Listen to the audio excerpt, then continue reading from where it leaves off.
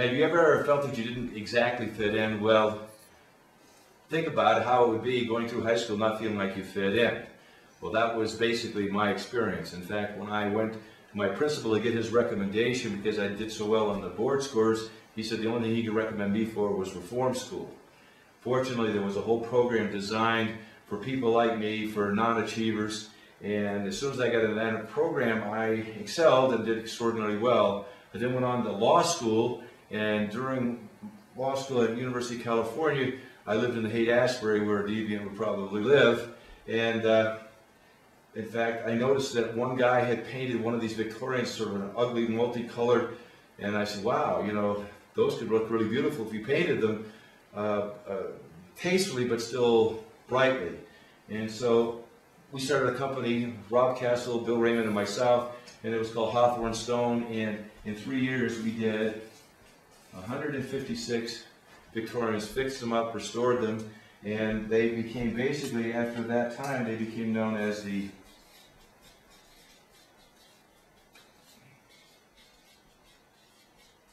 Painted Ladies. And it got to the point where we restored so many that the price that people were paying for these things, we couldn't really afford to make any money. So we looked at where we were, and my goal was at that time was to have $500,000 cash flow and $5 million net worth. And this is in the 70s, so not like it is today, but at that time, I said when I had that I was going to retire, and lo and behold I had it, and so I retired. And sitting around wondering what to do, people then started to ask me if I'd be willing to teach, and that's the ultimate irony, was that I was one of the worst students ever. I made the upper half of my high school class possible, and so I decided that if I was going to teach, I'd have to teach a different way. So I went and found a guy in Bulgaria named Lazanov, and what happened there with Lazanov was that he taught me about right brain, left brain, and music, etc.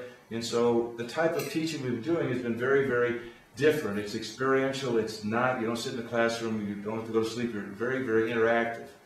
And so that's what I've been doing the rest of my life now. And now we've come up with this thing called the Positive Deviant Network. And the Positive Deviant Network is exactly that. It's dealing with the bell curve. I'm sure most of you have heard of the bell curve. And if you look at the bell curve, people really think that, you know, that everything falls under the bell curve. Well, that's not exactly true. We've got 99.7, okay, 2% of everything falls under the bell curve. But there is a 0.14% that are over here, and there's another 0.14% that are over here. Now, this is the positive side, and this is the negative side.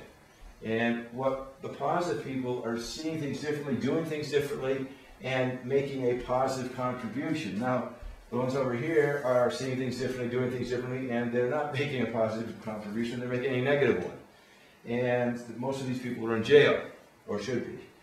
And so I thought, what would happen if I could get these positive deviants who think differently, act differently, and brought them together in a network, and see if we could make some positive difference in the world.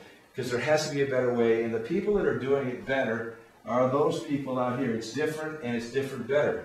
So the Positive Deviant Network is what we founded. This is what I'm doing, and the idea is to bring together the best positive deviants in the world and see if we can't work together cooperatively. We've got two major projects that we're working on. One is in prisons, and one is with kids who are at risk of falling out and not graduating from high school. And 72% of the kids who are in prison did not graduate from high school. So we've actually got stopping them here, and then those in prison, to train them to come out and use their deviants instead of being over here, but to use them over there. And so that's where I'm at.